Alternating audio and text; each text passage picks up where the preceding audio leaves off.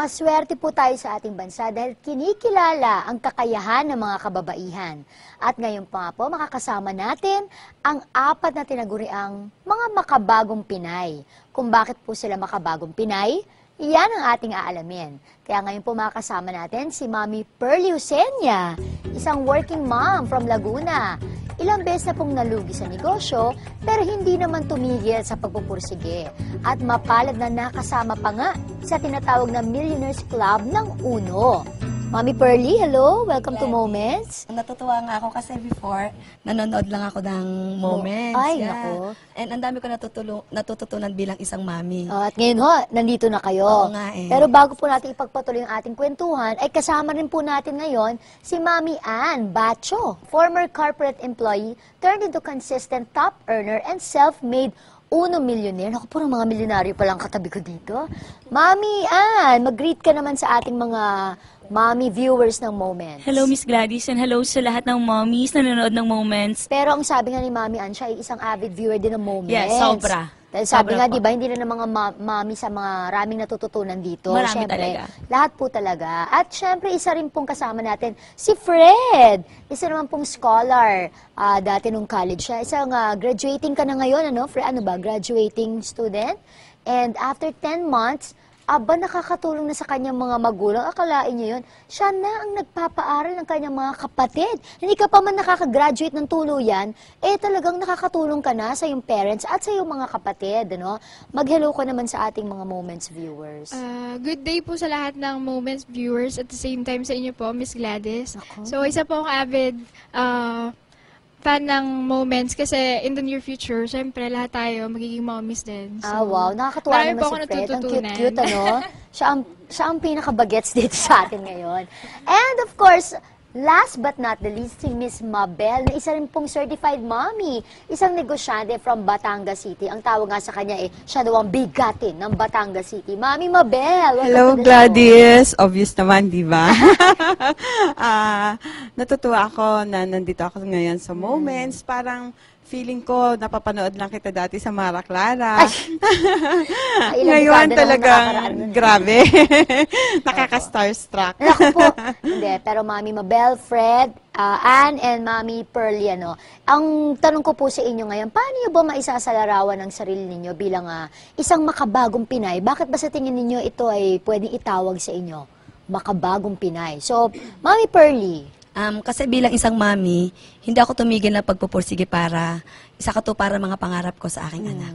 at syempre naman si Ann, na patungo pa lang sa pagiging mami, no? How do you balance naman your work and at the same time yung, ito, di ba, yung work mo, at yung iba pang mga ginagawa mo sa buhay?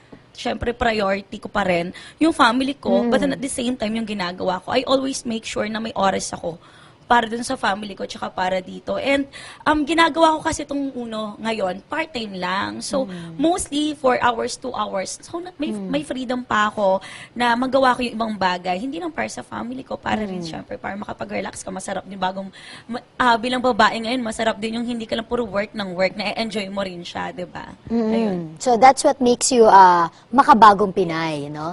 And kay Fred naman, na batang-bata, no? How old are you, Fred?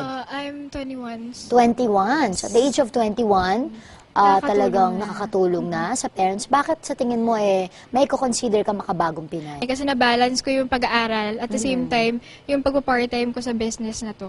Yung UNO nga yun. In 10 months time, no? Yes. Stable ka na sa sinasabi Although hindi ng- naman nila ako inuobliga, pero syempre as elder sister ng mga kapatid ko, parang syempre gusto ko rin matulungan sila. At hindi ba, ang sarap sa pakiramdam, ano, nung Yes. at a very young age, nakakatulong ka na sa iyong family. And si Mami Mabel naman, how do you balance po your time as a mom, as an entrepreneur, or as a business woman? And syempre po, paano ito nagagawa? Masasabi ko makabagong Pinay ako in the sense na hindi lang nakakasunod sa trend and technology, kundi yung alam mo yung bilang isang negosyante, nakakasunod ka sa tamang takbo, tamang diskarte sa buhay, kung paano ka sasabay sa hamon ng panahon. Nag-umpisa kami sa mataas kagad. Talagang nag-umpisa din kami sa scratch. Kaya lang, ang nakakatuwa, talagang, nung mamit ko itong Uno, para makatulong ka, hindi naman pwedeng mamigay ka lang ng isda. Kailangan, turuan mo rin sila kung paano mangisda. At through Uno, nagamit ko siyang vehicle para makatulong ako sa kapwa ko. Hindi lang health-wise, pati yung financial status ng mga tao. Mami Pearly, ano yung pinaka masasabi mong unforgettable moment sa buhay mo ngayon as a mom, as an entrepreneur? Anong... Ang pinaka-moment na hindi ko makakalimutan nung pinanganak ko yung anak ko, si Zia. At the same time, yung moment na, naiyak tuloy ako eh. Yung moment na, alam mo yung pakiramdam na nakita mo siyang may sakit. Tapos wala kang pambili ng gatas. Yung napagdaanan niyo po na yon. Yes. Pero good thing, nakilala ko ang Uno kasi gumaling siya sa isa sa ultimacy ng Uno. At the same time, yung financially, naging stable na yung family. May mensahe po sa inyo, iyong mag-ama. Ito, panoorin po natin ito. Papasalamat ako kahit na medyo busy ka. Nabibigyan mo pa rin ng oras yung ating anak, kabit dalawa. Nagagampanan mo pa rin bilang isang asawa. Lagi kang mag-iingat, mahal na mahal ka namin. Kay Fred naman tayo, what was your unforgettable moment? Most unforgettable moment sa akin, yung inuwi ko yung car ko, yung brand new Honda Jazz ko, after 10 months doing Uno, Wow. doon sa bahay namin. Tapos nakita ko yung smile ng parents ko, wala talaga siyang kapalit. So, Talaga para sa akin, naman. yun talaga yung pinaka-unforgettable sa akin. At the age of 21, nakakatulong na. Tapos may sarili pang kotse, no? Talaga namang bihira naman talaga sa panahon ngayon ng ganun. At dahil dyan, akala mo hindi mo to ine-expect dahil meron tayong VTR dito. 'Di ba? Ng iyong mga magulang. Eto, panoorin mo to. Si Freddy Lin, yung anak ko, mabait na bata yan. Tapos masikap sa pag-aaral. Nakakatulong na siya. Nung nag-i-school siya, bali second year college niya sa PSBA. Ano na siya eh, scholar siya. Tapos, siya na nagpapaaral sa sarili niya. Tapos, gumagawa yan ng mga bracelet, yung may mga birthstone. Tapos, binibenta niya sa mga eskwela niya. Pero masikap talaga siya sa pag-aaral. Sabi niya, sa ngayon, dahil nakapagtrabaho na siya, nakabili siya ng kotse, nangako siya na papaaralin niya yung kapatid niya. Magpapasalamat naman ako sa ganon. Sa ngayon, natutuwa ako kasi nakakatulong siya sa akin. Malapit siya sa mga kapatid niya. Message ko sa anak ko, my firstborn daughter, just continue be good, hard work mo, tuloy mo lang, stay beautiful. O, ano masasabi mo doon? Stay beautiful. Oh. Lagi. At saka talaga naman nakaka-proud talaga, 'di ba? Bilang magulang yung achievement mo, 'di ba? Tsaka napaka-enterprising mo pala. Pero mo gumagawa ka pa ng mga bracelet, 'di ba?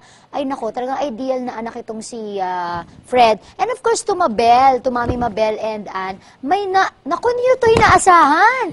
May nais din magbigay na mensahe sa inyo. Ito naman, yung mga taong natulungan ninyo. Unahin natin yung para kay Mami Mabel. Ito po, panoorin ninyo. So, na-meet ko po si Tita Mabel. Doon niya po sa akin in-introduce po yung business. Unang-una, nagpapasalamat po ako kay God. Pangalawa, kay Tita Mabel, yung nag-introduce po sa akin ng business. Kasi, although ganito po yung age ko, tao nga po sa akin ng mga tao, utoy, parang mukha po akong bata. Pero dahil po sa training, especially leadership training po ng company, so na-develop po yung personality ko. Hindi lang po yung sarili ko, financially, emotional, spiritual. So, ang laki po ng tulong na naibigay po sa akin. Ayan, ako Mami Mabel. Nakakatuwa naman, nakatulungan mo pala si Utoy.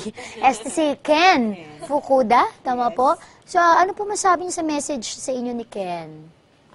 Hanga ako sa batang yan kasi talagang grabe yung pinagdaanan niya. Pero despite of everything, talagang bumangon siya. Saludo ako sa kanya. At syempre, naku ba, magtampo naman si Ann, di ba? Sabihin niya, ba't ako wala? Wala talaga. Hindi, joke lang. Talagang meron ka pa ring VTR. Siyempre naman, no? Ito naman ang para sa'yo, Ann.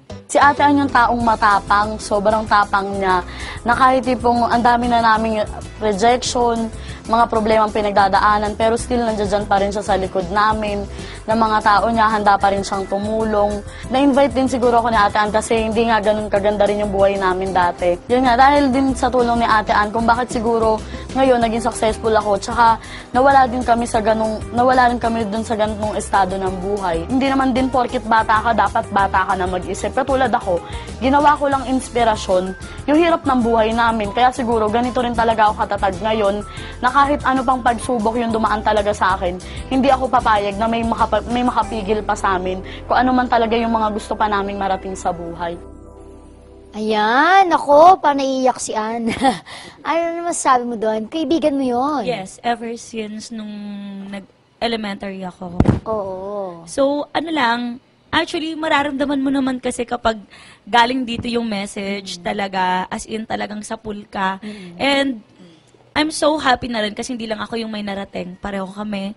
And pareho kami nawala. Dati yung family and ngayon nandito na ngayon sa taas. So, we hope na pareho kami nakakapag-inspire sa maraming tao pa. Bawat isa po sa atin ay meron talagang magagawa para paunlarin ang ating mga sarili. Makatulong tayo sa ating kapwa at sa atin hong mga mahal sa buhay. Katulad na lamang nito mga bisita natin ngayon, ano? Bago po tayo magtapos, ano yung mga pwede nyo mga last words sa ating mga manonood? Pwede yung ibahagi. Hindi porket isang ina ka, hindi mo makukuha yung mga pangarap mo. So, believe and make a difference. Kumbaga, sobrang blessed ako kasi nakilala kong Uno. So, it's a blessing talaga sa family. Ayun, for me siguro, gusto kong lalong maka-inspire dun sa mga babae na nanonood kasi hindi ko naman inuobligang mag-inspirasyon ako but I can be an inspiration to all the women out there na hindi porket alam mo, laki ka sa hirap, hindi porket galing ka sa public school, hindi ka dapat ma-intimidate sa mga taong nasa paligid mo, and hindi porket babae ka, hindi mo kaya makipagsabayan sa mga lalaking nasa labas. At ang batang-batang si Fred. Para sa akin, para sa mga student or fresh grad na katulad ko, so wag tayong mag-settle. Kung student ka ngayon, student ka na lang. Kaya naman natin pagsabayan, lalo na sa hirap ng buhay ngayon. So maraming right opportunity, lalo na dito sa Uno, right company. Grab nyo lang, seize every opportunity, push yourself to the limit. Wag na kayo magsisettle sa enough lang. Kailangan, wag din sa better, dun sa best talaga. Wow, di ba? And lastly, Mami Mabel. Para sa akin, bilang isang negosyante at bilang isang mami, kailangan laging alam mo kung ano yung priority mo. Kailangan priority mo lagi yung pamilya mo. Ako, kahit isang negosyante, I see to it na hindi ko napapabayaan yung bawat aspeto ng pamilya. At, syempre, be a blessing to others, di ba? Maraming salamat sa inyo, Mami Mabel, Fred, Ann, and Mami Pearly, and happy 3rd anniversary po sa grupo ninyo, no? Binabati din natin si Mr. William Barbo, Oliver Chua, and Herbert Chua. Gayon din po ang kanilang mga may bahay na nanonood din po ng Moments. Naku, wag po kayong bibitiw dahil magbabalik pa rin ang Moments!